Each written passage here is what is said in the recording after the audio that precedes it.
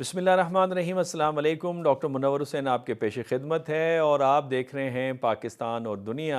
आज के प्रोग्राम के अंदर हम दो मौज़ूआत को ज़ेर बहस लाएंगे। पहला जो मौजू है वो भारत के अंदर किसानों का एक दफ़ा फिर पंजाब में प्रोटेस्ट चल रहा है। यहाँ तक कि भारत के अंदर एक चंद सौ रुपए की बुनियाद पर एक सिख नौजवान की न फ़कत पिटाई की गई, बल्कि बात पिटाई तक नहीं महदूद रही, बल्कि उसे बरहना किया गया।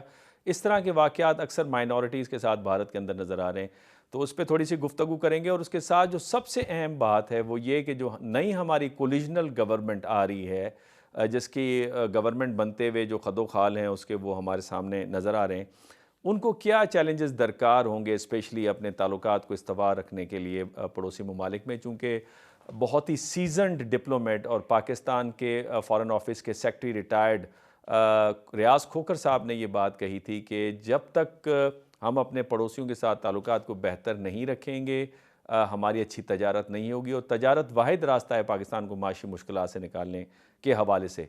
तो ये दो मौज़ूआत हैं। इन दो मौज़ूआत पे बात करने के लिए हस्ब दस्तूर हमारे साथ डॉक्टर कमर चीमा, जो कि को होस्ट हैं इस प्रोग्राम के। डॉक्टर साहब आपका बहुत शुक्रिया। इसके साथ हमें ऑस्ट्रेलिया सिडनी से ज्वाइन किया है डॉक्टर फ़राह नाज से।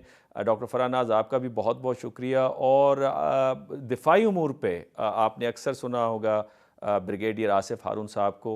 आप एक ग्रिप रखते हैं पाकिस्तान के अंदरूनी उमूर पे भी और बैरूनी उमूर में, और स्पेशली डिफेंस के अंदर। तो ब्रिगेडियर साहब आपका भी बहुत बहुत शुक्रिया।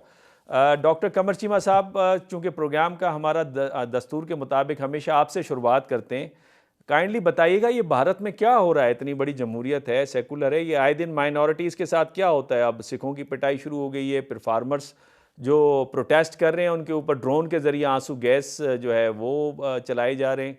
एक नई रवायत, एक नई रीत पड़ रही है। अभी अगर भारत के देखा देखी तो फिर मैं समझ रहा हूँ साउथ एशिया में ये काम ही शुरू हो जाएगा कि ड्रोन के ज़रिए से आंसू गैस मारना शुरू कर दें। जी डॉक्टर साहब। जी डॉक्टर साहब, बहुत शुक्रिया। ये मैं समझता हूँ डॉक्टर साहब, इम्पोर्टेंट चीज ये है कि प्राइम मिनिस्टर मोदी का प्रॉब्लम ये है कि वो क्योंकि पंजाब से और इधर से कभी नॉर्थ से इस तरह इलेक्शन नहीं जीत पाए। वैसे तो वो अपनी गुजरात और इधर से राजस्थान से जीत जाते हैं, लेकिन ये पंजाब और ये चंडीगढ़ और जितना भी इलाका है जहाँ पे जिसे पंजाबी आप हार्टलैंड कह लें, ये नहीं जीत पाते। तो इस वजह से उनके अंदर एक हमेशा रहा है कि मैं रिप्रेशन करूं, मैं दबाऊं इनको विद फोर्स। और आपको पता है कि सिखों की एक खास किस्म की हिस्ट्री है इंडिया के अंदर। 12 करोड़ की उनकी आबादी है और वो एक खास किस्म की अपनी आइडेंटिटी क्लेम करते हैं। सो प्राइम मिनिस्टर मोदी जो है, उनका हिंदी हार्टलैंड के अंदर तो बहुत ज्यादा असर वसूख है और वो अपनी मर्जी करते हैं। यहाँ पे उन्होंने जब भी फार्मर्स किसानों के प्रोटेस्ट हुए हैं, जिससे पहले जो कानून साजियां नरेंद्र मोदी साहब लाना चाहते थे, वो उनको रिवर्स करनी पड़ी बिकॉज इतना लंबा चौड़ा प्रोटेस्ट हुआ।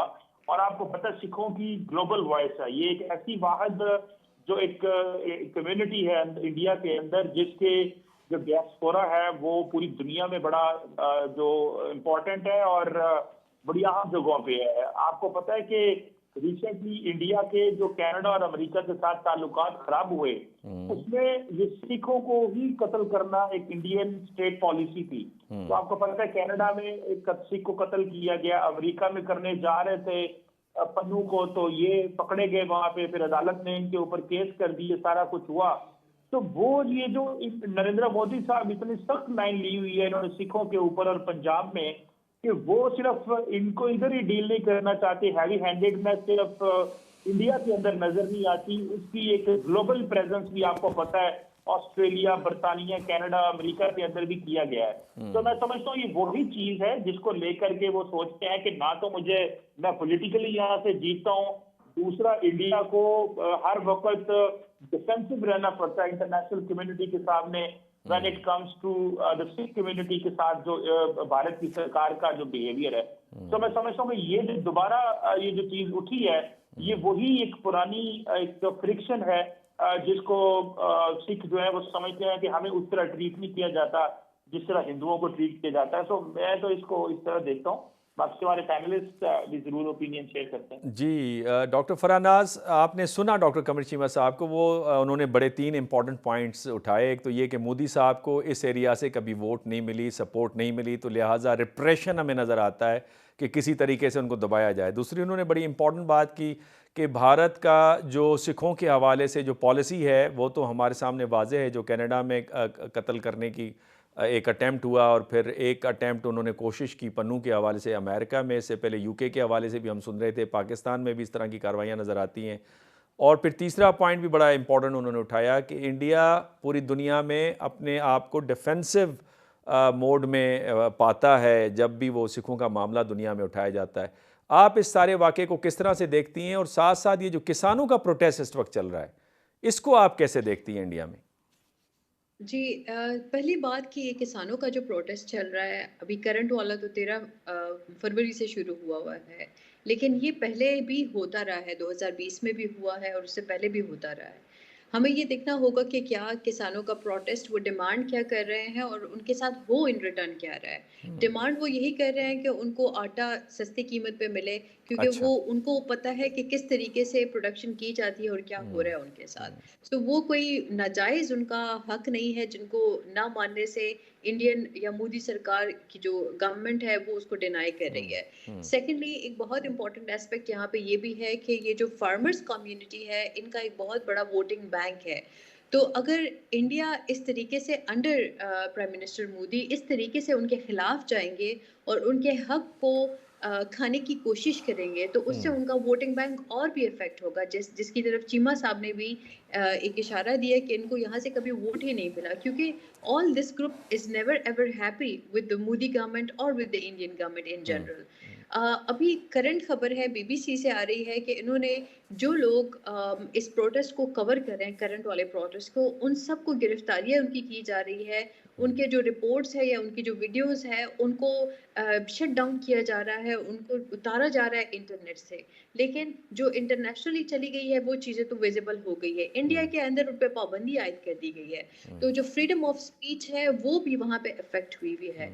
तो मोदी सरकार किसी भी हद तक जा सकती है इस प्रोटेस्ट को रोकने के लिए, और वो उनके जो कहते हैं ना हदूद की जो लिमिटेशन है वो दुनिया के सामने है कि वो क्या नहीं कर सकते। अगर वो एक पराये मुल्क में, कनाडा और अमेरिका और यूरोप जैसे मुल्क ममालिक में वो क्या कुछ नहीं कर सकते, तो अपने मुल्क के अंदर अपने लोगों के साथ वो क्या नहीं करेंगे।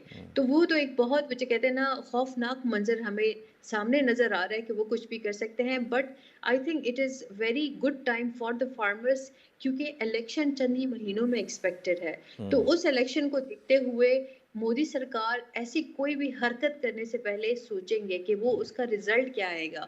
जैसे मैंने बताया कि जो वीडियोस, जो रिपोर्ट्स ऑलरेडी पब्लिश हो चुकी है इंटरनेशनली, अब वो इंटरनेशनल मीडिया से या इंटरनेशनल प्लेटफॉर्म से तो उनको विड्रॉ नहीं करा सकते हैं। बेशक इंडिया के अंदर वो विड्रॉ हो चुकी है।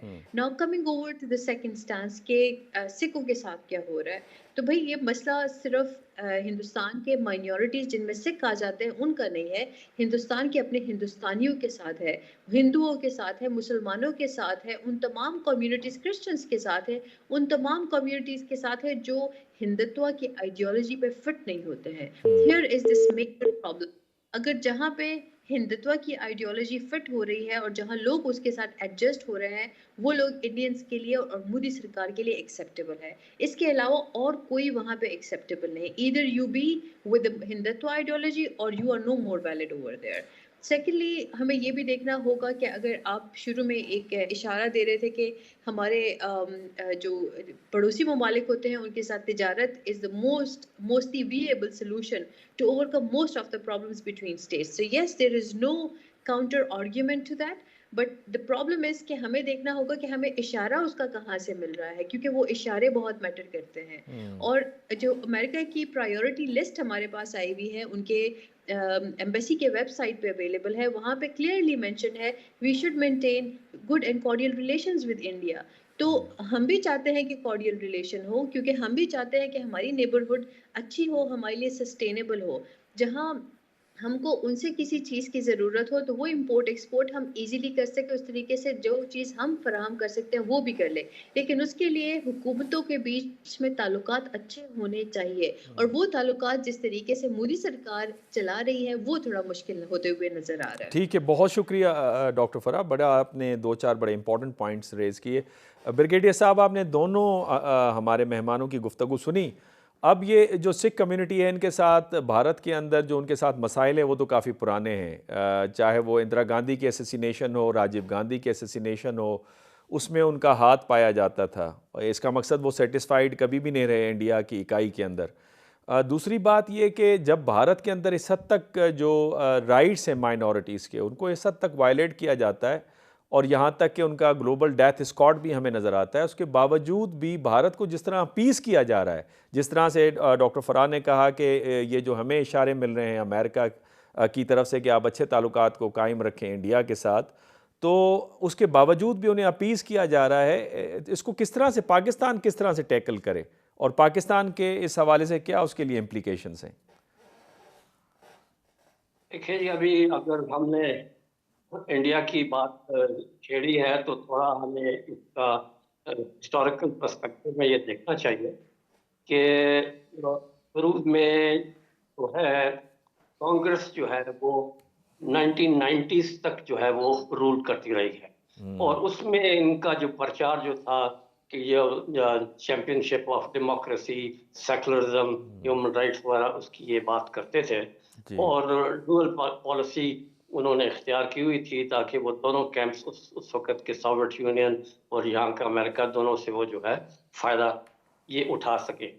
लेकिन इस दौरान जो कांग्रेस के रूल में जो हिंदुत्व की जो फिलॉसफी या पॉलिसी या आइडियोलॉजी जो थी वो उस वक्त भी थी, but it was soft Hindutva, not hard Hindutva. अगर आप बैकग्राउंड में चले जाएं तो इवन जो इनका प्रॉफिट ऑफ पीस जो है महात्मा गांधी, वो भी जो है उसने भी जो है हिंदुत्व की, राम राज की ही ये बात की थी। और वो जो 1937 के बाद जो इन लोगों ने हुकूमतें जो अपनी बना ली थी, जिस स्टेट में कांग्रेस का वो रूल था वहां पर उन्होंने बाकायदा उसको अमल में ले आए थे। स्कूलों में और इस तरह के इंस्टीट्यूशन और सारे जो वर्शिपिंग वाला जो करने वाला जो उनका जो बांगे मातरम जी, जो है वो मातरम जी। उनका वंदे वो मातरम जी। जो जो वो भी जो है ना बहुत ज्यादा हर स्कूल में जो है ना ये एक कंपलसरी ये बनाया गया था। वो चीज जो है अब जब से मोदी साहब आए हैं उन्होंने सॉफ्ट हिंदुत्व से हार्ड हिंदुत्व की तरफ वो ये लेके आए हैं। और वो आरएसएस की फिलॉसफी जो है जो कि उनके साथ भी महात्मा गांधी के साथ भी जो मिलती थी, और उधर से भी उन्होंने कुछ औराक जो है जर्मनी से भी लिए हुए थे। तो उस तरह की कि it will be A complete Hindu state, बाकी तमाम जितनी वहां पर जो माइनॉरिटीज हैं वो मलीच है। मतलब जो उनके 4 फोल्ड जो कास्ट सिस्टम था ये सबसे 5वें नंबर पे पंचामा जिसको हम कहते हैं उसके था कि ये पलीत है। So they have to be, shunted out, cleaned. Either you become Hindus, yeah, adopt Hindu culture, and in all, for all practical purposes, you become a good Hindu Muslim, but not, कि जी आप बात करें अपने हजूर सल्लल्लाहु अलैहि वसल्लम की या इस्लाम की फलाना, वो एक्सेप्टेबल नहीं है। तो ये उन्होंने 2014 से जारी और सारी रखा। और अब ये है कि जिस तरीके से अपेरेंट लग रहा है कि ये अभी दोबारा इसी दफा भी वो ये जीत जाएंगे। और जब भी ये इलेक्शन मोदी का आया तो उन्होंने जो है ना इसी चीज की अपने हिंदू वोट बैंक जो 80% है वो इसी तरह उन्होंने गेन किया। ये इस्लाम के खिलाफ बात करने, पाकिस्तान के खिलाफ बात करके। और यहाँ तक कि आपने देखा होगा कि 2019 का भी जो ये एक्शन था एयर इंट्रूजन का, वो भी एक कड़ी थी कि मैं अपना वोट बैंक के हैवी मेजॉरिटी के साथ मैं जीतूं, ताकि मैं फिर उसके लिहाज से जो मैंने काम जो है ना ऑक्यूपाइड कश्मीर में शुरू किया है, उसको किसी मंतकी अंजाम पे पहुंचाऊं और उनको मैं जम कर लूं अपने इंडियन यूनियन में।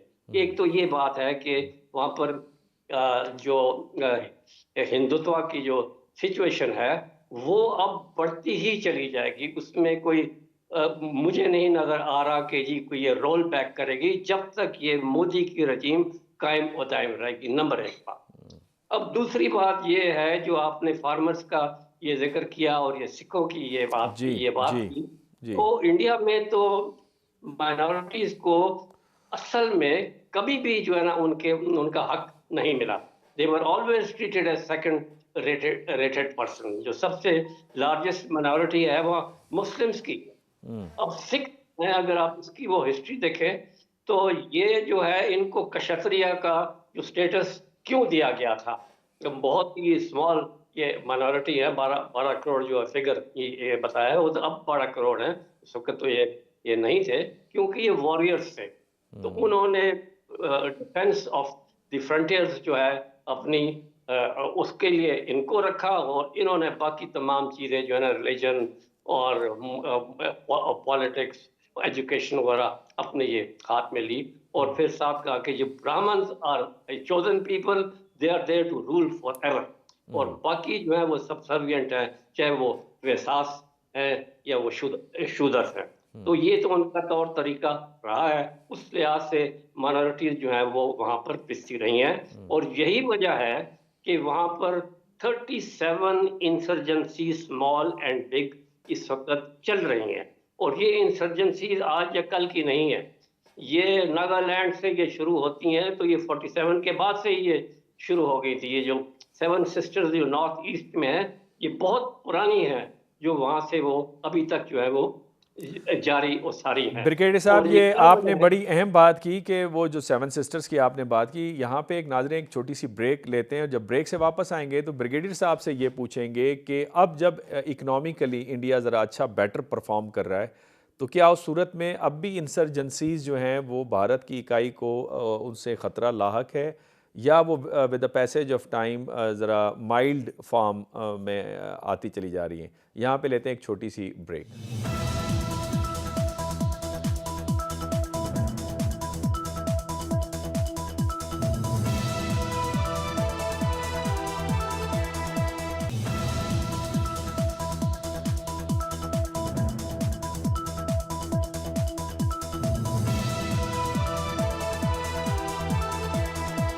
वेलकम बैक नाजरीन। वक्फे से पहले ब्रिगेडियर आसिफ हारून साहब ज़रा तारीख़ी पस मंज़र भी दे रहे थे भारत की, और भारत में जो माइनॉरिटीज़ के साथ सलूक है, और वहाँ पे डिफरेंट सेसेशनिस्ट जो मूवमेंट हमें नज़र आ रही है मुख्तलिफ शेप्स में, स्पेशली 7 सिस्टर्स के हवाले से। ब्रिगेडियर साहब, आप तफसीलन गुफ्तगू फरमा रहे थे। मेरा सवाल ये है, जो ब्रेक से जाने से पहले मैंने ये सवाल उठाया था कि अब भारत माशी तौर पर ज़रा बेहतर पोजीशन पे आ रहा है, उसके रिज़र्व्स भी अच्छे खासे हैं, तकरीबन 600 बिलियन डॉलर्स के हैं, और फिर उसकी जो जीडीपी है वो भी तकरीबन 4.25 ट्रिलियन डॉलर्स पे चली गई है, और वो कह रहे हैं कि अब 5वें नंबर से दुनिया की तीसरी बड़ी हम इकॉनमी बनने जा रहे हैं। तो क्या ये जो तहरीक अंदर चल रही है और माइनॉरिटीज़ के साथ जो बिहेवियर है वो स्टिल ख़तरा है भारत की इकाई को, और भारत के जो तासुर है वो तो दुनिया में खैर ख़राब हो रहा है, लेकिन मैंने जिस तरह पहले भी कहा, उसको भारत को तो अपीस किया जा रहा है। अंदरूनी तौर पे भारत की आप इंटीग्रिटी को कैसे देखते हैं? जी, बस मैं छोटी सी ये शुरू इसी तरह करता हूँ कि 37 इंसर्जेंट्स की जो मैंने बात की, इसमें 18 जो हैं वो सेपरेटिस्ट मूवमेंट्स हैं। अच्छा, और 18, ठीक है। इनमें जो सबसे जो खतरनाक तरीन जो सेपरेटिस्ट मूवमेंट हैं, जिनको वो एग्जिस्टेंशियल थ्रेट भी कहते हैं, वो नॉर्थ ईस्ट में जो नक्सलाइट्स के हैं, फिर ये सिखों के हैं, और कश्मीर में है। अब कश्मीर में इनकी इस वक्त 11 लाख सिक्योरिटी फोर्सेस वहां पर डिप्लॉयड हैं। अच्छा, 15 लाख जो हैं वो बाकी जिस जगहों पे ये इंसर्जेंसियां चल रही हैं वहां ये डिप्लॉयड हैं। तो आप अंदाजा लगाएं कि इनका कितना ज्यादा जो फौज है और पैरामिलिट्री फोर्सेस और पुलिस वगैरह है वो डिप्लॉयड है इन कामों के लिए, कि इनको कुचलने के लिए, इनको नीचा रखने के लिए, ताकि ये सर ना उठा सके। अब आ जाती है जहां पर सिखों की बात, तो और वो भी सिख हैं, कहाँ पर हैं जी? ईस्ट पंजाब में। ईस्ट पंजाब उनका हार्टलैंड है, ये इनका ब्रेड ब्रेड बास्केट है। और यहाँ पर ही जो है वो ये तहरीक चली खालिस्तान की। अब सिखों की अगर हिस्ट्री लें तो 47 में इनका क्या रोल था, ये हम सबको ये मालूम है कि कैसे जो है ना तारा सिंह ने जो मुसलमानों के साथ जो है ना माइग्रेटिंग लोगों के साथ जो किया, कत्लो गारत किया, वो तो आज तक जो है हमें जो है ना वो जो है याद दिलाती है कि खून की नदियां जो है ना पार करके जो है यहाँ ये लोग पहुंचे। फिर इन्हीं सिखों को जिनको भड़काया गया था और उनको बताया था कि आप अपना हिस्सा मांगे और अपने स्टेट मांगे सिखों के लिए, तो फिर 84 में उनके साथ क्या हुआ ये भी हमें मालूम है। वो दिन और आज का दिन जो है ना वो अभी जो है ना वो हिंदू के नीचे जो है ना वो पिस रहे हैं और वो उनको परसिक्यूट कर रहे हैं। लेकिन उनकी खालिस्तान मूवमेंट जो वहां तो कुचल दी गई, जिसमें कि हम ये कह सकते हैं कि गालबन ये 79 का वाक़या, ये 89 का जो वाक़या था, जबकि वो लिस्ट वहाँ ये प्रोवाइड की गई थी सिखों की, जिसकी वजह से जो उनकी क्रश कर दी गई और वो फिर बाहर चले गए। तो अब उनकी तहरीक जो है ना बाहर सारे वेस्टर्न यूरोपियन मुल्कों में, अमेरिका में ये बहुत जो है ना ऊपर बुलंदियों पे चली गई है। रेफरेंडम वो मांग रहे हैं और काफी इस पे जोर ये पकड़ रहा है। तो फार्मर जो है यहाँ पर ये सादे मेहनती लोग तो ये ज्यादा सिख ही हैं ना जो ईस्टर्न पंजाब में, बाकी भी हैं, लेकिन ये हैं जो इनके ज्यादा वो करने के।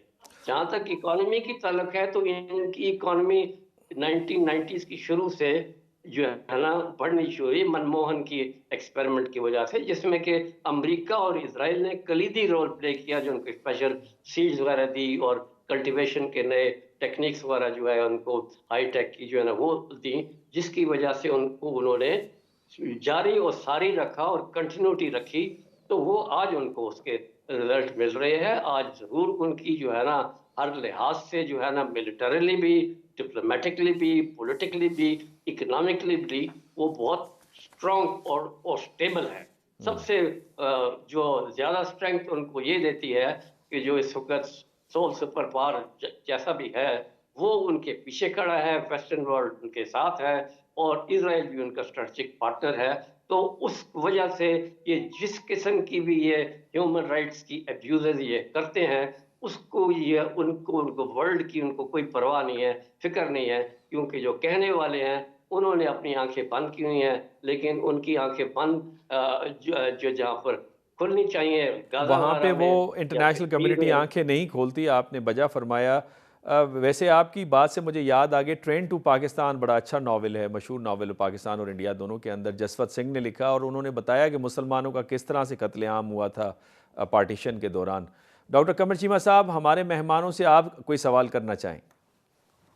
जी बहुत शुक्रिया जी। मैं ये सवाल करना चाहता हूँ कि ये जो प्राइम मिनिस्टर नरेंद्र मोदी, जिनके जो पॉलिटिकली इस वक्त बड़े स्ट्रांग हैं और एक तरफ उनको डोमेस्टिकली वो हम नॉर्थ में देखते हैं खास किस्म का, हम देखते हैं कि वो प्रेशराइज करना चाह रहे हैं सिखों को, एक इंटरनेशनली भी वो काफी ज्यादा एक्सपोज हुए हैं।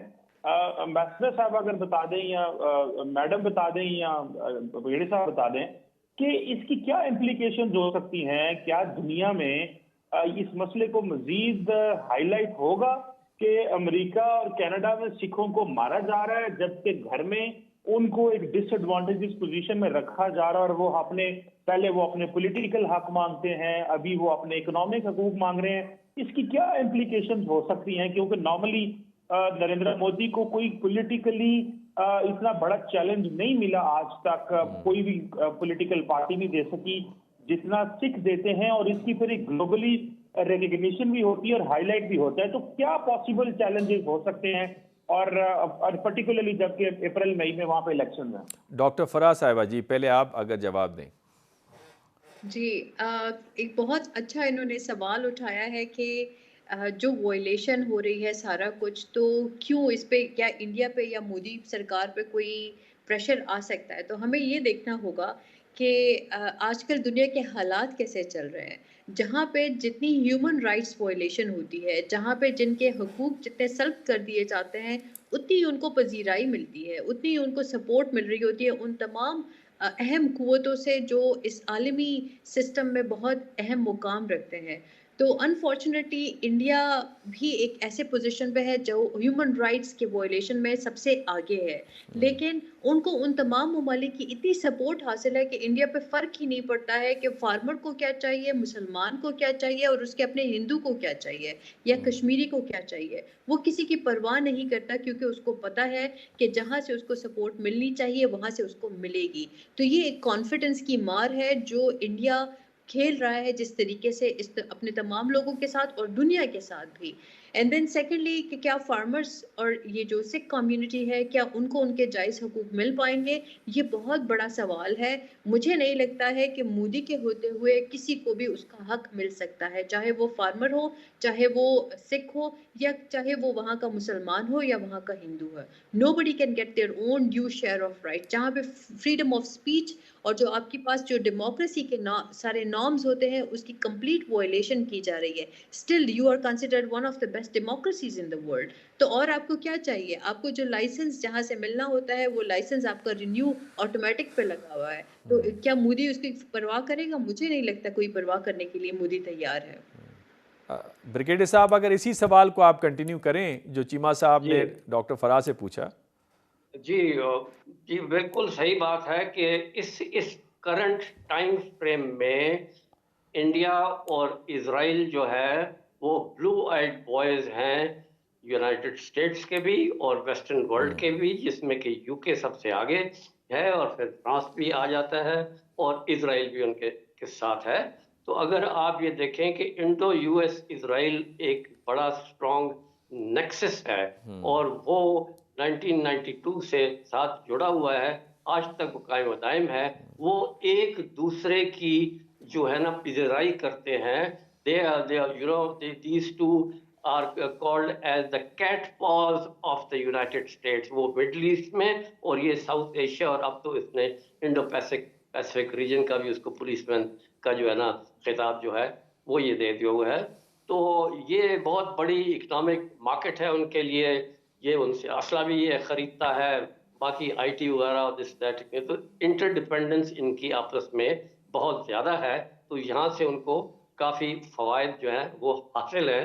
इस वजह से वो इनको टच नहीं करेगा। जितने ह्यूमन राइट्स और सिविल राइट्स और लिबर्टीज़ और फलाना जो है वो सारे मुसलमानों के लिए हैं, इन दोनों ममालिक के लिए नहीं है। Future of India is directly dependent upon the future of United States and Israel. अब ये देखना ये है कि कब तक जो है यूनाइटेड स्टेट्स अपनी यूनिलेटरलिज्म कायम रख सकता है। वो strongest military and economic and diplomatic and political power रह सकता है, जिसमें के काफी हद तक जो है उसमें ये कमजोरियां आ गई हैं। और इजराइल भी मैं ये देख रहा हूँ कि इस गाजा वॉर में it will come out as a weaker nation rather than as a strong nation. तो ये चीजें फर्क डालेंगी इंडिया की जो है ना जो इस किस्म की जो उसकी वहशियाना किस्म की जो पॉलिसीज हैं टुवर्ड्स इट्स माइनॉरिटीज, चाहे वो मुसलमान हैं या वो क्रिश्चियंस हैं या सिख हैं या दूसरे दलित्स हैं, वो किसी को भी वो स्पेयर नहीं कर रहे हैं। तो वो अपना कंटिन्यू रखेंगे, हिंदुत्व का एजेंडा वो जारी और सारी रखेंगे। वहाँ जो है वो ग्रेटर इजराइल के ख्वाब देखता है, ये जो है और महाभारत के ये ख्वाब देखता है। तो अच्छा, लेकिन ब्रिगेडियर साहब अगर हम थोड़ा सा तारीख को देखें, तारीख में ट्विन पिलर स्ट्रेटेजी थी अमेरिका की मिडिल ईस्ट के अंदर। आपको याद होगा ईरान के अंदर रेवोल्यूशन आया, ट्विन पिलर स्ट्रेटेजी चली गई। इंडो यूएस नेक्सस जो इंडो पैसिफिक स्ट्रेटेजी को हम देखते हैं वो भी तो काम करते हुए नज़र नहीं आ रही, नहीं तो आकस बनाने की क्या ज़रूरत थी। और फिर चाइनीज़ ने तो यहाँ तक कह दिया कि आप इकनॉमिकली गिर रहे हैं, हम आपकी मदद करना चाहते हैं, आप अपनी पावर को सस्टेन करें। अमेरिकन को तो ऑफ़र दे दी। पाकिस्तान के ताल्लुकात दोनों के साथ अच्छे हैं, चाइना के साथ भी, अमेरिका के साथ भी, रशिया के साथ भी बेहतर ताल्लुकात हैं। मेरे ख्याल में ब्रिक्स में अपना रोल प्ले करेगा। तो इस सारी सिचुएशन में मैं जो जानना चाह रहा हूँ वो ये कि अगर पाकिस्तान की फॉरेन पॉलिसी को हम देखें तो पाकिस्तान की स्ट्रेंथ्स क्या हैं, वीकनेसेस क्या हैं, ये जो सिचुएशन जिसको हम अब ज़ेर बहस ला रहे हैं, इसको पाकिस्तान किस तरह से टैकल करें? जी, स्ट्रेंथ्स तो हमारी हैं जिसको हमने कैश नहीं किया। जो हमारी वीकनेस है, हम अपने दुश्मनों को इजाज़त देते हैं कि इसको वो एक्सप्लॉइट करे वल्नरेबिलिटीज़ को। हमने अपनी एक वन साइडेड अपीज़मेंट पॉलिसी आज तक रखी है। अब कुछ थोड़ा-सा हमने जान आई, जैसे अफ़गानिस्तान को भी जवाब दे दिया, इंडिया को भी जवाब दे दिया, ईरान को भी जवाब दे दिया। इसी तरह की हमें जो है ना, हर लेवल के ऊपर, चाहे वो फ़ॉरेन पॉलिसी है, चाहे वो डिप्लोमेटिक लेवल है या पॉलिटिकल लेवल है, उसमें हमें प्रोएक्टिव और ऑफेंसिव डिफेंस की पॉलिसी के ऊपर हमें रखना चाहिए, और अपनी होम बेस को हम स्ट्रॉन्ग करें। जब तक ये अंदर जो है खलफशार रहेगा, कमजोरियां रहेंगी, तो फिर every Tom Dick and Harry will come and slap you, and you will have to offer your second cheek to slap on. यही हमारे साथ आज तक ये हो रहा है, और इसका फायदा जो है फिर इंडिया जो है ना, भरपूर तरीके से ये उठाता है। इंडिया तो शुरू से चनकिन टैक्टिक्स के ऊपर चलता है कि यू नो उनके दूसरों के जितने दोस्त हैं, उनके दोस्तों को दुश्मन बनाओ, इनके दुश्मनों को अपना दोस्त बनाओ, और झूठ जो है उनके रिलीजन में है, उनके मंतक में है। लेकिन ब्रिगेडियर साहब, यहाँ छोटी सी ब्रेक ले लेते हैं। छोटी सी ब्रेक से जब हम वापस आते हैं तो इस सवाल का जवाब लेंगे। बड़ा इंपॉर्टेंट सवाल है कि आखिर क्या वजह है पाकिस्तान के जो दोस्त हैं वो भी जाके भारत के साथ मिलना शुरू कर देते हैं और भारत इससे फ़ायदा उठाता है। यूएई की मिसाल हमारे सामने है, सऊदी अरब की मिसाल हमारे सामने है। यूएई के साथ भारत ने एक बड़ा बंदर एक वहाँ पे उसका इफ्तिताह किया, ट्रेड अपने बढ़ा रहा है, अपने भारतीयों को वहाँ भेजकर जॉब्स में लगा रहा है। कतर के साथ उसने 2048 तक की डील मारी है, तकरीबन कोई $75 बिलियन की LNG के हवाले से, और सस्ती गैस ले रहे हैं। इसी तरीके से सऊदी अरब के साथ उन्होंने डिफेंस डील किए। तो ये वो इम्पॉर्टेंट सवाल है कि हम कहाँ पे मिस कर रहे हैं। क्या हमारी अंदरूनी जो वीकनेसेस हैं, political weaknesses and economic weaknesses, और हम कंसंट्रेट उसकी वजह से नहीं कर पा रहे कि बाहर की दुनिया में, जिस तरह ब्रिगेडियर साहब ने फरमाया, जो अपॉर्चुनिटीज़ हमारे सामने हैं उससे हम फ़ायदा उठाएं। तो हमें जानना होगा, समझना होगा हमारी कमज़ोरियाँ क्या हैं, हमारे स्ट्रेंथ्स क्या हैं, उसके साथ साथ अपॉर्चुनिटीज़ क्या हैं, थ्रेट्स पाकिस्तान को क्या हैं। इस सारे मंजरनामे पे हम ब्रेक के बाद गुफ्तगू करेंगे। लेते हैं यहाँ पे एक छोटी सी ब्रेक।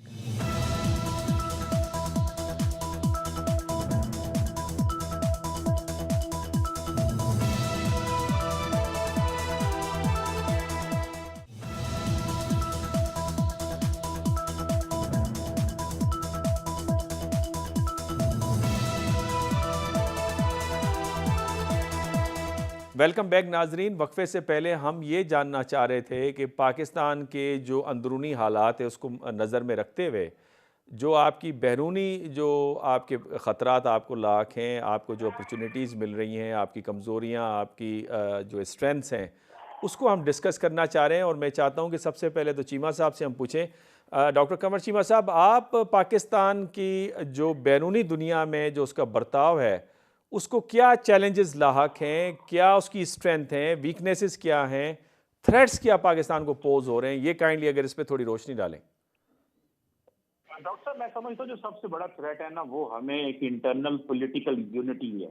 ये जो absence of internal political unity है, जिसकी वजह से हमें दुनिया सीरियस नहीं लेती।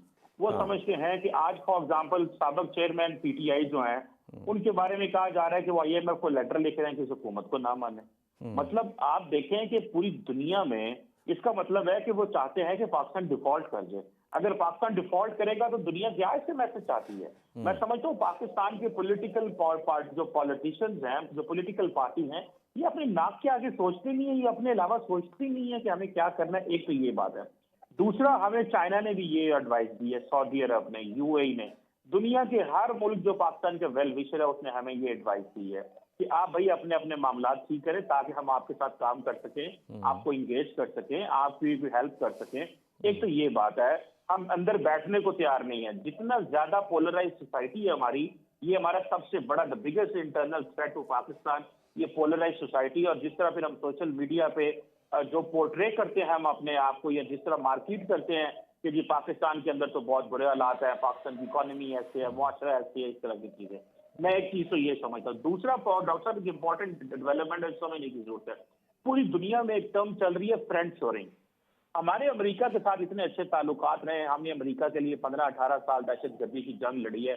आज ये मौका था जब अमेरिकन कंपनी चाइना से उठ के इंडिया आ रही है फ्रंट शोरिंग के जरिए या नियर शोरिंग जो कॉन्सेप्ट है उसके तहत। हम हमारे इंटरनल पॉलिटिकल सिचुएशन ये है कि हम इस चीज को मार्केट नहीं कर सकते, हम ये कैश नहीं कर सकते कि आप आज देखें गूगल हो, Xiaomi हो, ओप्पो हो, सैमसंग है, एप्पल है, ये सारी की सारी कंपनी चाइना से उठ के जिसे एक वेस्टर्न वर्ल्ड टर्मिनोलॉजी दे रही है चाइना +2 स्ट्रेटजी, यानी कि ये जो स्ट्रेटजी है कि आप चाइना को भी इंगेज करें और चाइना के साथ वाला जो नेबर है उसको भी साथ इंगेज कर लें। मैं समझता हूँ हम इस चीज को मार्केट करने में अपनी, देखें वॉर एंड टेरर तो हम लड़ रहे थे, उसमें इस दौरान इंडिया तरक्की करता रहा, हम इंटरनल मसले सॉल्व करते रहे। हम दहशतगर्दी की जंग में अभी फंसे हुए हैं, थोड़ा सा हमारा इंटरनल कुछ ग्रुप्स रह गए हैं कि साथ ही हमें पॉलिटिकल इंस्टेबिलिटी ने मारा है। डॉक्टर साहब मैं समझता हूँ कि हम बहुत बड़ी एक जो अपॉर्चुनिटी है कि इस वक्त सारी जो वेस्टर्न कंपनीज हैं चाइना से उठ के वियतनाम और इंडिया जा रही है, उनमें से कोई कंपनी पाकिस्तान आने को तैयार नहीं है। एक तो हमारे ऊपर जाहिर बात है चाइना लेबल है, दूसरा हमें समझा जाता है कि ये सीरियस प्लेयर नहीं है, तीसरा हमारे पास वो जारी बात है जो पिछले 10 साल जो सीपैक की वजह से हमारे पास इंफ्रास्ट्रक्चर आना चाहिए था वो एनर्जी की शक्ल में तो है, लेकिन वो ह्यूमन रिसोर्स और वो सारी चीजें जो है वो नहीं है, क्योंकि एक बहुत बड़ा हमारा जो एजुकेटेड तबका है वो बाहर चला गया। मैं समझता हूँ इन लाइन से अगर हम देखें तो जो नेक्स्ट हुकूमत है उसको इमीडिएटली अपने ह्यूमन रिसोर्स को तगड़ा करना है, पॉलिटिकल यूनिटी स्टैब्लिश करनी है, और जो इमेच्योर पॉलिटिकल एक्टर्स हैं, इमेच्योर पॉलिटिकल एक्टर्स हैं जो समझते हैं कि पाकिस्तान डिफॉल्ट होता है तो हो जाए, मैं समझता हूँ उनको इमीडिएटली जो है उनको एट द वो ये नहीं कर सकते कॉन्टिन्यूसली कि 25 करोड़ अवाम को होस्टेज बना लें, उनको नॉन सीरियस समझा जाए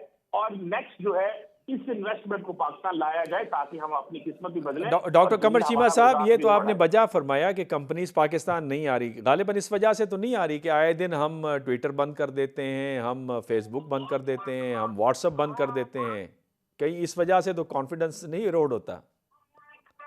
डॉक्टर साहब देखिए इसमें यह है कि आप ट्विटर जो बंद करना है उसका ताल्लुक जरूर इंटरनल पॉलिटिकल मामला से जरूर है, लेकिन मुझे ये बताए ना कि हम जब एक अपोजिशन लीडर आईएमएफ को खत लिखता है कि इनको आईएमएफ प्रोग्राम ना दें, अभी पिछली हुकूमत खत्म हो रही थी तो एक सूबे की गवर्नमेंट ये कहती है कि हम आईएमएफ की शराइत को पूरा नहीं उतरेंगे, हम मरकज को टैक्स नहीं देंगे, ये नहीं करेंगे, तो ये क्या मैसेज है? दुनिया में कोई मुल्क ऐसा बता दे जहां पे डॉक्टर साहब ऐसे होता हो? मैं समझता हूँ ट्विटर बंद करना, इंटरनेट बंद करना बहुत बड़ी शर्मिंदगी है पाकिस्तान के लिए। हमने ट्विटर बंद करके कोई अच्छा नाम नहीं कमाया, हमने इससे कोई बहुत अच्छी कोई चीज हमें नहीं मिली, स्वाय इसके कि इससे ज्यादा मजीद सवाल उठे और जैसे आप बात कर रहे हैं हमारा मजीद मजाक उड़ा है। लेकिन मैं समझता हूँ जो मेन स्ट्रीम पोलिटिकल एक्टर हैं उनको ये कोई हक नहीं है कि वो 25 करोड़ लोगों का जो मुस्तकबिल है उसको दाव पे लगा दें, क्योंकि वो इस वक्त मंजूर नजर नहीं है और वो चाहते हैं, वो लड़ाई चाहते हैं मुल्क के अंदर, वो पॉलिटिकल कॉन्फ्लिक्ट को बढ़ाना चाहते हैं। मैं समझता हूँ ये चीजें ज्यादा ठीक है डॉक्टर साहब, डॉक्टर फराह से पूछ लेते हैं। डॉक्टर फराह, अगर आप स्वॉट एनालिसिस करें पाकिस्तान की जो इमेज है बाहर और जो पाकिस्तान की फॉरेन पॉलिसी को जो लाहक चैलेंजेस हैं, उस हवाले से आप क्या फरमाएंगी? देखिए सबसे बड़ा मसला जो अभी नज़र आता है पाकिस्तान में वो तो ऑफ कोर्स पॉलिटिकल इंस्टेबिलिटी है। हमारे पास इलेक्शन हो गए हैं लेकिन ऐसे इलेक्शन हुए हैं कि उन पे इतने सवालात उठ चुके हैं जिसकी वजह से हमारा इमेज और ही ज़्यादा मलाइन हो चुका है। और उस इलेक्शन के रिजल्ट्स के नतीजे में जो अवाम और पॉलिटिकल लीडरशिप है या हमारी जनरल लीडरशिप है उनके बीच जो एक डिस्टेंस बन गया है वो इतना स्ट्रॉन्ग हो चुका है कि उसकी वजह से उसको ख़त्म करना मुझे नामुमकिन होते हुए नज़र आ रहा है। तो सबसे पहली चीज़ इस पोलराइजेशन को ख़त्म करना पड़ेगा। यहाँ ठीक है, अवाम की जो एक होती है ना आपकी पावर, उसको तस्लीम करना पड़ेगा। ठीक मैं है। मानती हूँ कि हमारे यहाँ लीडरशिप स्ट्रॉन्ग है, मैं मानती हूँ तमाम वो चीज़ें हैं, लेकिन इसके साथ साथ अवाम 25 करोड़ वो भी एक हकीकत है, एक हैसियत रखती है। उनको उनका जायज़ मुकाम मिलना चाहिए। Unless and until we don't give them their due share, their due right, their due wish, तो वो उसके मुताबिक फिर चीज़ें नहीं होती। Now doctor coming over to साहिबा, फॉरेन। लीडरशिप कहाँ हमारी मजबूत है? लीडरशिप की तो आलम आपने देख लिया, अपनी कुर्सियों की खातिर क्या कुछ कर रहे हैं। जी, और एक तो वही आपने बता दिया। इंटर जी जी जी। और वही लीडरशिप की सर्कुलेशन हो रही है, तो मेरे ख्याल से अवाम ऑलरेडी उनके चेहरों से परेशान हो चुकी है। तो मेरे ख्याल से वो चेंज चाहती है और वो चेंज नहीं हो रही। ट्रेड एंड बिजनेसेस, यहाँ पे चीमा साहब बात कर रहे थे कि नई कंपनियां जो या एग्जिस्टिंग कंपनियां जो चाइना से निकल रही है वो इंडिया जा रही है या वो मिडिल ईस्ट में जा रही है। तो एक चीज़ हमें ये देखना होगा कि हमारे पास वो क्यों आएंगी। हमारे पास जो एग्जिस्टिंग बिजनेसेस, इंटरनेशनल बिजनेसेस हमारे पास थे, ब्रांड्स हमारे पास थे, वो वाइंड अप कर रहे हैं। और मैंने खुद जाने से पहले देखा हुआ था कि काफ़ी सारे स्टोर्स क्लोज डाउन कर रहे थे। मैंने पूछा एक एक से क्यों क्लोज डाउन कर रहे हैं, दे सेड कि टैक्सेस इतने ज़्यादा है कि हमारे प्राइसेस अनअफोर्डेबल होते जा रहे हैं और वो अनअफोर्डेबिलिटी हमारे लिए नुकसान हो रही है। तो नुकसान से बचने के लिए this is good and this is advisable कि हम वाइंड अप करें यहाँ से और ख़त्म करें। तो एक चीज, यहाँ एग्जिस्टिंग बिजनेसेस खत्म हो रहे हैं तो नए कैसे आएंगे? Why will they take risk? And secondly, क्या हमारे पास कोई डॉक्टर फरा, सीरियसनेस? ये आपने बड़ा इंपॉर्टेंट पॉइंट रेज किया। क्या इस ये वजह, इसकी जो असल वजह है हमारी जो करंट पॉलिटिकल लीडरशिप है उस पे एतमाद न होना? चूंकि अगर बिजनेसेस बंद हो रहे हैं और अपने पाकिस्तानी इन्वेस्टमेंट करना नहीं चाह रहे, जो करंट पॉलिटिकल लीडरशिप है, इसका मतलब उसके ऊपर एतमाद नहीं है। एतमाद हो तो लोग यहाँ पे आके इन्वेस्टमेंट करें।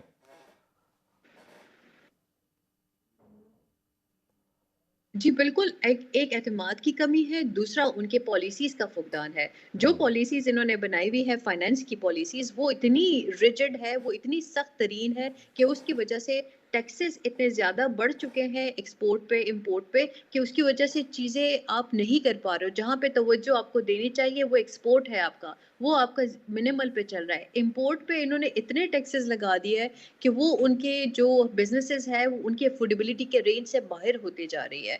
सो एक चीज़ political instability, secondly trust deficit बहुत ज़्यादा स्ट्रांग हो गया है। उनको ये यकीन है कि इन अवाम को ये जो लीडर्स हमारे सामने आ रहे हैं, ये अवाम के लिए एक्सेप्टेबल नहीं है, इसलिए इंस्टेबिलिटी फिर आएगी। तो उसकी वजह से भी लोग पीछे हटते जा रहे हैं। एंड थर्डली, जो इनके पॉलिसीज का फुकदान है, वो that is leading towards problems, towards implementation of successful businesses over here, जिसकी तरफ कोई तवज्जो नहीं दे रहा है कि क्या इमेज हम बाहर दे रहे हैं। क्या आया हमारे पास मुस्तकबिल में कंपनियां आएंगी या नहीं आएंगी, ये बहुत बड़ा सवालिया निशान बनते जा रहा है। आप सफ़र करते हो, आपको सफ़र इतना कॉस्टली पड़ रहा होता है कि डिस्करेजमेंट है। आप कोई चीज़ खरीदना चाहते हो, वो इतनी कॉस्टली हो चुकी है जो आपको इंडिया से काफ़ी सस्ते दामों में, बांग्लादेश से आपको बड़े सस्ते दामों में मिल जाती है। तो ये तमाम चीज़ें बहुत मैटर करती है कि कौन सी चीज़ आपको कितने पैसों पे मिल रही है। आज पाकिस्तान में एक बंदा जितना कमा रहा है, वो खर्च कर रहा है डॉलर के हिसाब से।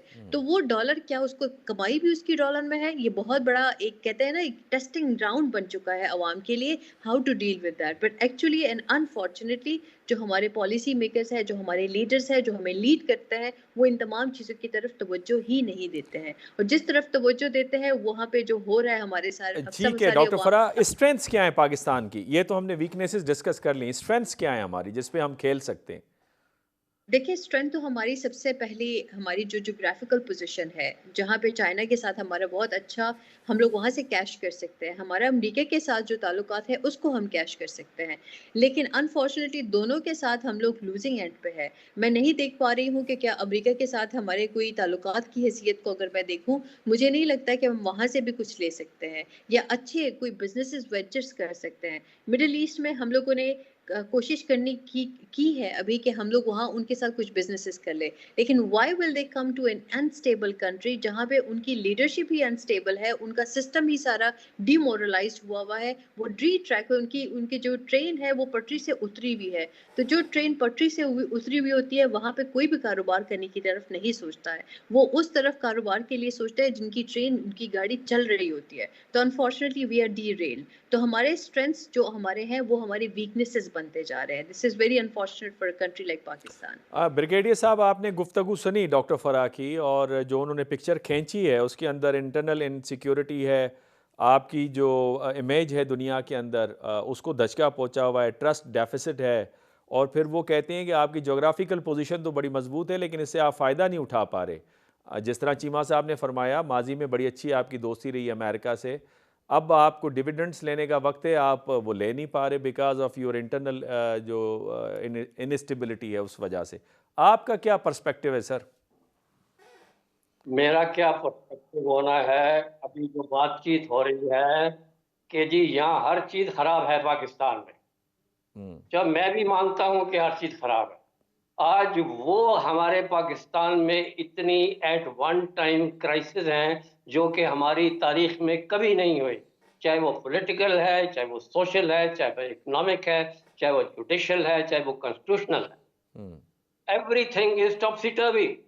अभी हम इस वक्त जो है एक डार्क टनल में है और we are trying to see the light at the end of the tunnel. जी। लेकिन ये हम नहीं सोचते कि ये हादसा एक दिन में हुआ, कैसे हुआ, क्यों हुआ, और इसके मुबारकात इसके पीछे क्या थे। क्या इंडिया ने पाकिस्तान को तस्लीम करने का जो तय किया था कि नहीं करेंगे, तो उन्होंने कर लिया है?